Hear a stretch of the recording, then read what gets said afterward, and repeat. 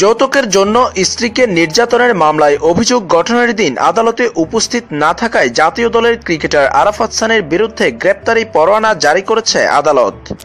রবিবার ঢাকা মহানগর হাকিম জাকের হোসেন টিপু এই গ্রেপ্তারি পরোয়ানা জারি করে। এদিন আদালতে সানির বিরুদ্ধে নাসরিন আক্তারের যৌতুকের জন্য নির্যাতনের মামলার চার্জশিট গঠন করা হয়। নাসরিন আক্তার 23 জানুয়ারি ঢাকা মহানগর হাকিম রায়হানুল ইসলামের আদালতে এই মামলাটি করেন। সানির আইনজীবী এম জুয়েল আহমেদ বলেন, এই মামলায় আরাফাত সানি অন্তর্বর্তীকালীন জামিনে ছিলেন। অসুস্থ থাকায় তিনি আদালতে উপস্থিত হতে পারেননি। আদালত মামলার অভিযোগ গঠনের পাশাপাশি তার বিরুদ্ধে গ্রেপ্তারি পরোয়ানা জারি করেছে। মামলাটির অভিযোগে উল্লেখ করা হয়েছে, 2014 সালে 4 ডিসেম্বর নাসরিন আক্তারের সঙ্গে সানির 5 লক্ষ টাকা দেনমোহরানায় বিয়ে হয়। বিয়ের পর 2015 সালে 29 জুলাই ক্রিকেটার আরাফাত সানি 20 লক্ষ টাকা যৌতুকের দাবি করে।